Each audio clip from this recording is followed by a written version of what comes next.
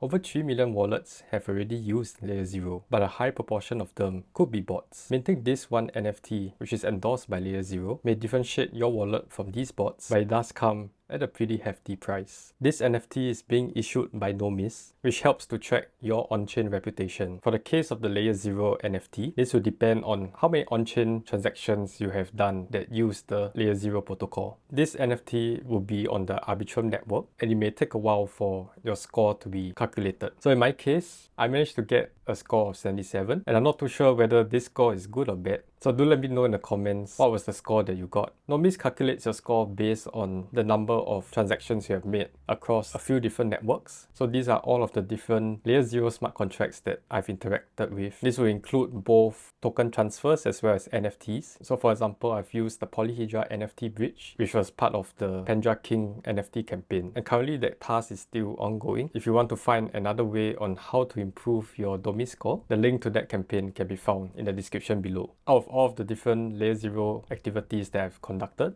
all of the different stats will be mentioned here. And if you scroll down, you can see some other stats that were used to calculate your score. Before we carry on with the video, I have a solution that could help you keep track of all of your different airdrop activities. So every Sunday, I'll be sending out a weekly newsletter on my Substack, which goes through all of the different airdrop activities that I've performed for that week. And all of them will be categorized based on the different networks that these activities are on. Some of these tasks have already helped me to earn airdrops, just like the Connects airdrop, which I mentioned in my previous issue that I sent out all the way back in June. By signing up to my newsletter, you'll also be able to gain access to my Notion airdrop tracker, where it shows you all of the different airdrops that I'm currently hunting for. And within each section, you'll be able to see some of the guides that I've already created for that specific airdrop. To receive all of these benefits, do subscribe to my newsletter, which I'll leave a link in the description below. If you do want to keep a record of it, you need to mint this NFT, which will cost you 0.005 Ethereum, or roughly about $8 in USD. This mint may be quite expensive for you depending on the amount of funds that you have in your wallet, but since this has already been mentioned by LayerZero,